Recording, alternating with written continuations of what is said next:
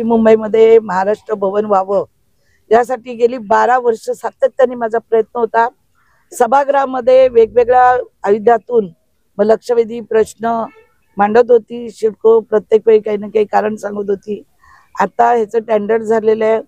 लवकरच येणारा 8 दिवसामध्ये माननीय मुख्यमंत्री या राज्याचे आदरणीय देवाभाऊ देवेंद्र फडणवीस साहेब, त्याचप्रमाणे आमचे आदरणीय उपमुख्यमंत्री एकनाथरावजी शिंदे साहेब, त्याचप्रमाणे आमचे अजितदादा पवार या तिघांच्या हस्ते येणाऱ्या 8 दिवसामध्ये इथं भूमिपूजन होणार आहे।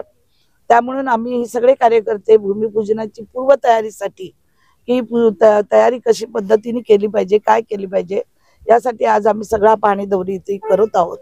आणि या पाहणी दौऱ्यामध्ये इथे आता आर्किटेक्ट इंजिनियर ह्या ज्यांना काम मिळालंय तेही आलेले आहेत आणि त्याच्यावरती आमचं सगळं हा विचार विनिमय चालू आहे। गेल्या अनेक वर्षापासून जे बघायला गेलं तर महाराष्ट्र भवनाचं काम जे आहे झाल्या सगळ्या गोष्टी झाल्या, असं वाटतं का कुठेतरी मध्यंतरी अडकाटी आणण्याचा प्रयत्न केला जातो?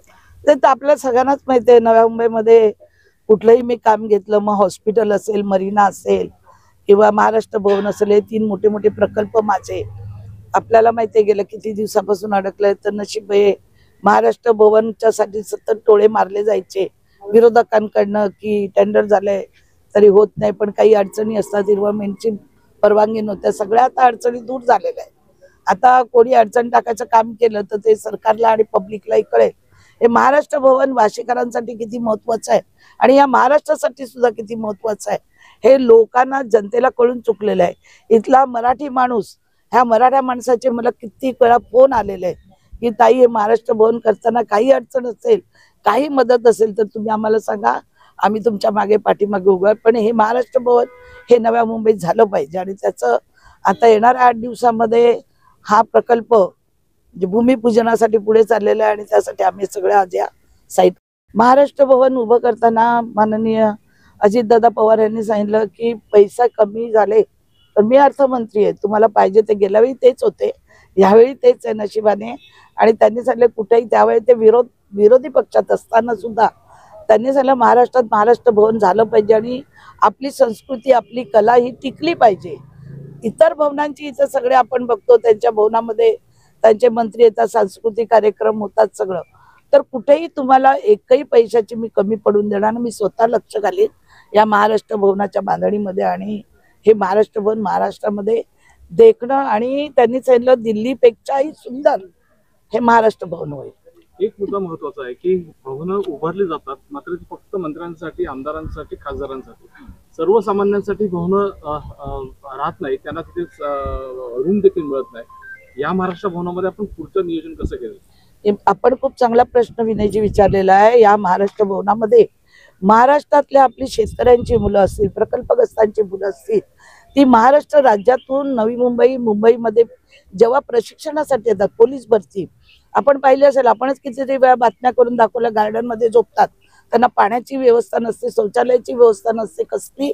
या येणाऱ्या शेतकऱ्यांच्या मुलांना असंच रस्त्यावर बसून बिचारे 2-2, 3-3 दिवस राहून, मग रेल्वे भरती असेल किंवा मुंबईला भरती असेल तर हे मध्यभागी मध्य ठिकाणी याच्यामध्ये एक आम्ही पाठ असा बनवला की तो सर्वसामान्य मुलांसाठी त्याचा वापर केला जाईल, सर्वसामान्य लोकांना सुद्धा ह्याच्यामध्ये दिलासा मिळेल।